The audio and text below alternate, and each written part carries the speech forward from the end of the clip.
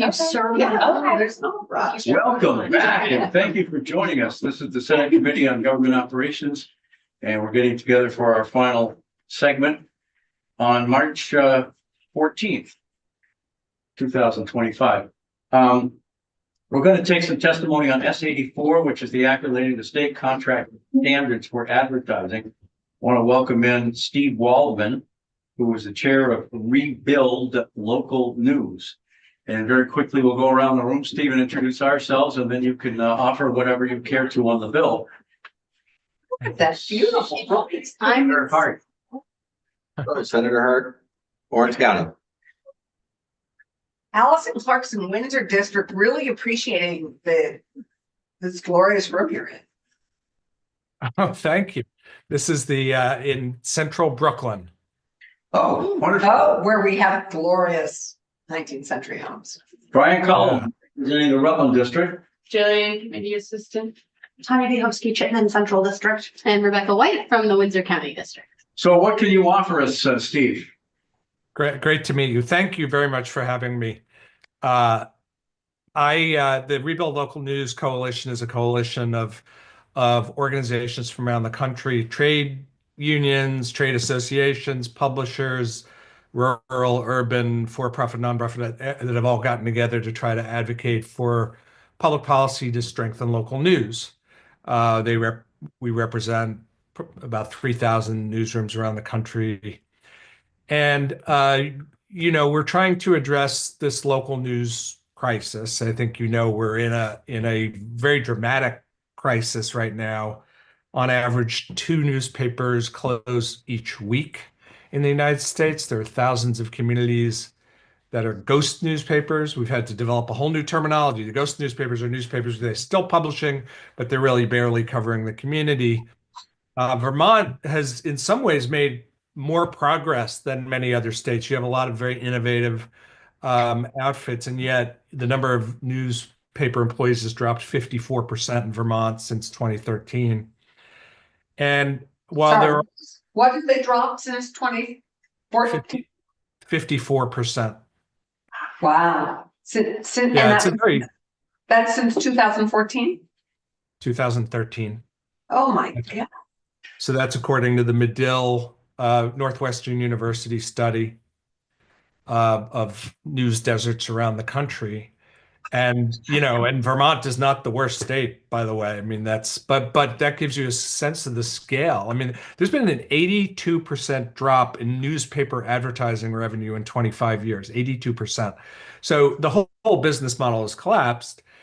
And we are seeing, and I hope we get a chance to talk about the green shoots, the positive things that are happening in response to that. But the tidal wave of forces that are eroding local news are very, very powerful. And in some ways, it's getting worse. You have into these vacuums we're seeing sites called pink slime sites. That's our new lingo.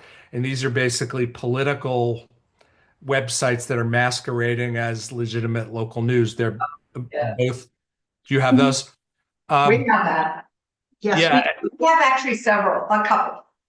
Well, on a national level, there are now more pink slime local sites than there are actual local news sites because they're very easy to create, with very little money. And then you have artificial intelligence is about to have its impact.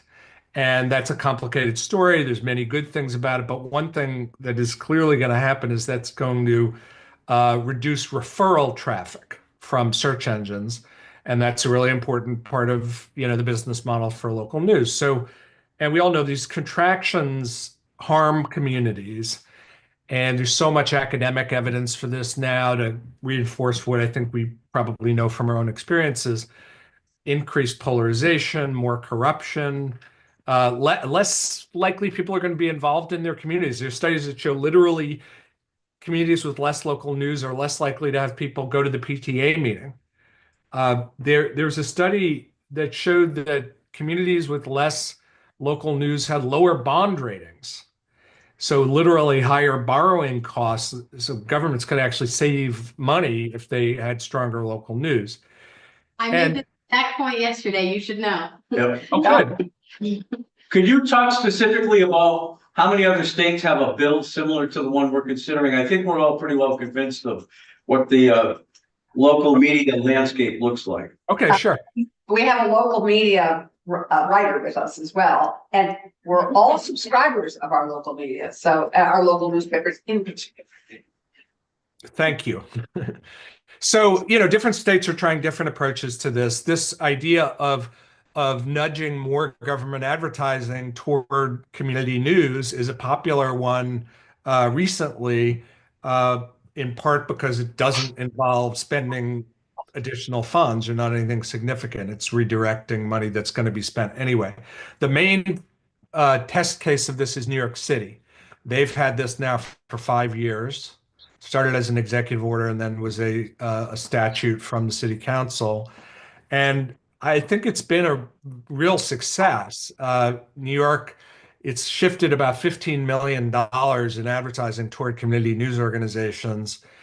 And well, during COVID, it was a lifesaver. I mean, we had all sorts of testimonials from news outlets that said they would have gone out of business without the government advertising. But it's also I remember the Haitian Times, which was covering, is the newspaper that covers the Haitian community in New York, was able to hire a reporter just to cover COVID as a result of that.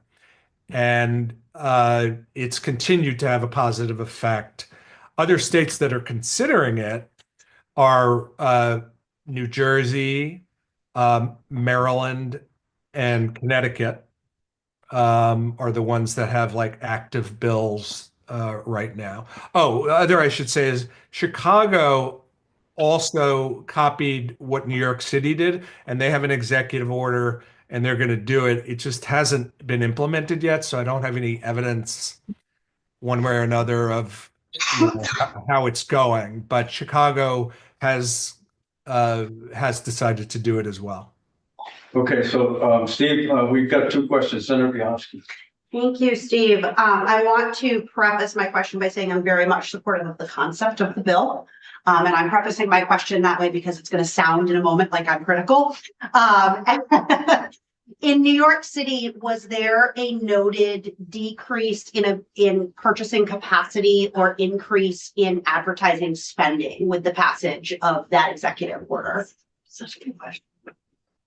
Yeah, it is a good question. I think the thing that's a little hard to figure on this is that it happened right before COVID. Yeah. So there ended up being a big increase in this ad spending, but it wasn't really related to this provision. It was just COVID.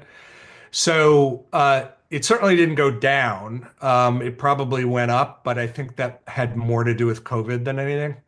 That's fair. That's not really a good comparison because of the pandemic. I again, very supportive, but I do, we're in a pretty tight fiscal space. And so I do just want to make sure we're being sort of fiscally responsible. And I would imagine local advertising is more expensive than some of the other options. And again, I'm very supportive. I just wondered if there was any sense of that. But if New York City is the only one that did it right before COVID, there probably isn't. Yeah, I'm afraid I don't have good proof one way or another. I mean, there was no demand for it along those lines. Like, in other words, it didn't lead to requests for, budget increases in order to accommodate, higher CPMs from local news. So as far as we can tell, the agencies believed that they could achieve their marketing goals, through this route. And, of course, it's not 100% requirement. There's still parts of the budget that they can spend in other ways. So if they're smart, they can, tailor it, the lower cost ones where they have no other alternative. So I'm sorry. That's okay. No, it's okay. My other question is if in the New York or any of the other legislation that passed, there's any sort of exception for like states of emergency. If information needs to be gotten out to people very quickly, is there any carve out to say that in those instances, just put the money where you need to put the money? I haven't seen that, but it's certainly a reasonable request. I noticed you have in yours, an exemption for tourism advertising that needs to be jobs. And jobs. And jobs. Yeah, that makes sense. I mean, I think I obviously strongly support this. I suppose I should have said that, but it's probably obvious.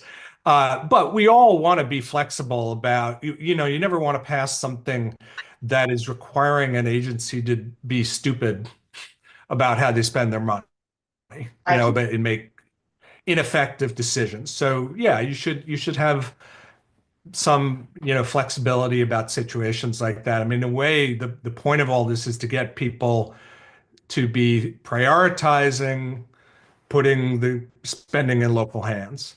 And if there's situations where that's not working for the effectiveness of the marketing campaign, we should come up with ways of being, you know, flexible about it. But I have not seen that particular example anywhere yet, but they may have just not thought of it. Senator Clarkson. Steve, what news organization do you actually work for? It's a coalition of news organizations. Oh, so this, So they actually employ you, Rebuild Local News? You aren't a writer for a paper, Yeah. a reporter for a media? Not anymore. I used to be a Washington correspondent for Newsweek and was national editor of U.S. News and World Report and various other places over my life. I more recently I started something called Report for America, which is a Yes. national. So yeah, that was my baby, and that, you know, I wasn't actually doing journalism, but I was helping other people have the opportunity to do journalism. Great. So one of the things that has come up as a matter of concern, I guess, is what is that sweet spot in terms of percentage of spending?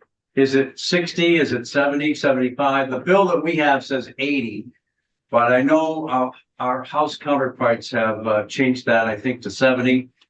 But we're gonna see soon because they're probably voting it out now. And but anyway, have you sort of discovered what that sweet spot might be?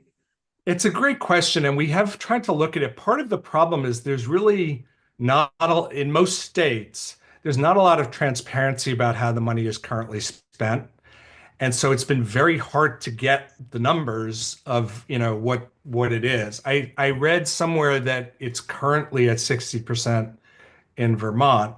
Yeah, they believe, yeah, they weren't able to get great numbers, but they said around 59% is what they have. 63. Oh, Mike. Anyway, the point is we actually don't have hard data. Well, Yeah, and so that should be certainly part of what you do. Like I think that transparency part is actually important. You know, you make your best estimate at what the percentage ought to be, but include a transparency provision that will enable you to fine tune it over time if you are too high or too low in your percentage.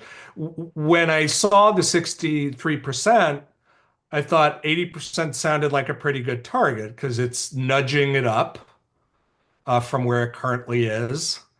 But it's a subject, you know, it is honestly a subjective. okay. Senator Bielanski. Yeah, so one of the questions or concerns that I have is about these sort of what you refer to as pink slime media sources. And I wonder if you have a good definition of journalism or media source that helps carve out that they don't end up, particularly as they proliferate, now getting state advertising dollars. Yeah, we do. We've spent a lot of time actually trying to, you know, figure out standards that are objective. To some degree, you know it when you see it, but that's not the standard you want to use in a government, you know, in a law. So and you obviously have human beings that are making marketing decisions. So to some degree, they can actually make subjective judgments. But as we've tried to come up with objective criteria, among the ones that we've come up with are, do they employ a full-time person covering the community? That actually turns out to be the best filter of anything, because most of the pink slime sites don't do that. They're algorithmic, or they're someone in Arizona creating 100 sites around the country. So they don't, you know, the Vermont pink slime sites might not even have someone in Vermont. So that's one. Do they have a corrections policy? Media liability insurance.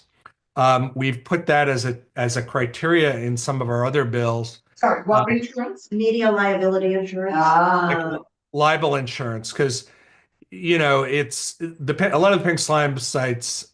We haven't come across a pink slime site yet that has attempted to get liability insurance. It's not really part of their model, but if they did, they would probably have a hard time getting it. It's not I would say none of these filters are completely foolproof, but if you add a few of them together, they add up to a pretty good safeguard. So it's media liability insurance, employing a local person, having a corrections policy is one that sometimes people talk about. Ownership. We have tended to, in our, advocacy for this and other types of law, discourage news organizations that are owner controlled by PACs or political action committees or 501c4s, basically advocacy organizations. I'm sure there are some really good journalistic outfits that are owned by advocacy organizations, but I think that's not a bad, filter to knock out pink slime. That's a good point.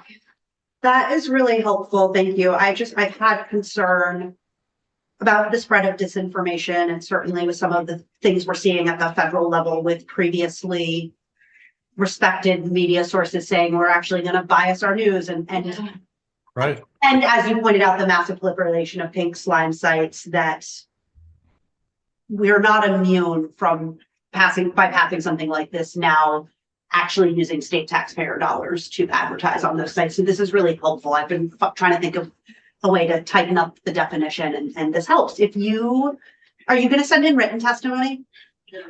Yeah, we could. Would you include that in it? Yeah, sure. Be happy to. and we have a Wikipedia definition of pink slime journalism. Oh. Yeah, but that would just be really helpful because I'd like to incorporate some of that to just try to protect against that. One thing you have already in the way that you've written the bill is it's not like it's a flat percentage per news organization, right?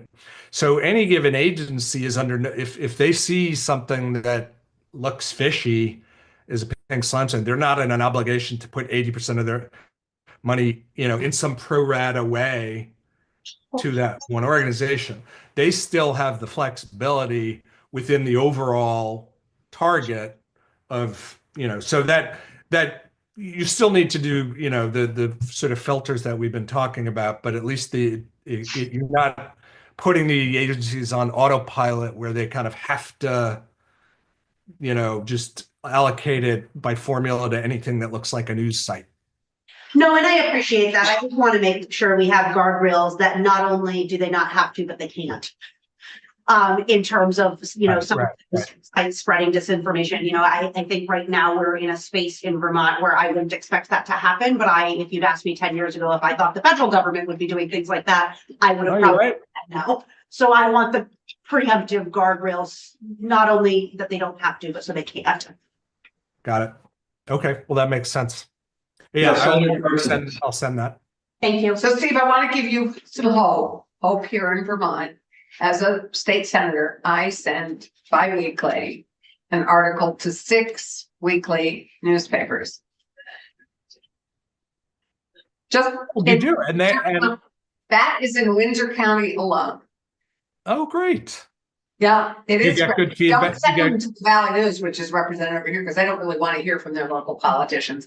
But I do send it to the Vermont Standard, the Mountain Times, the Springfield Reporter, the Vermont Journal, and the Chester Telegraph, and Did you do the Randolph Herald? And the Randolph Herald, and the White River. It's now called the White River Herald, or whatever it's called, right? White River Herald. So anyway, the Herald, we all call it. So 6 weekly newspapers, and they are, I'm not sure I could use, they're all still alive, which is thrilling. And for context, if the other Windsor County State Senator, I send no articles in to any newspaper. That's because she manages our I did our say online that. news. I have I like, guess I'm in Yeah, trouble. you're gonna have to get, that's great. And You do the online newsletter, which is like, that's true. we have different sources of it. No, we divide and conquer. It's true. Steve, we appreciate your taking some time with us today, and if you'll send that information along, it'd be great. yeah, thank you for doing this. I really, it's important, and I think it's, I do think time is of the essence. It's sort of each time we have one of these kind of bits of innovation, of which there are plenty, I get my hopes up that this is all turning around, and okay, it was a temporary thing, but we're conquering, and then these other tidal waves of erosion happen, and now it's pink slime and AI and these other things. So I appreciate very much your attention to this.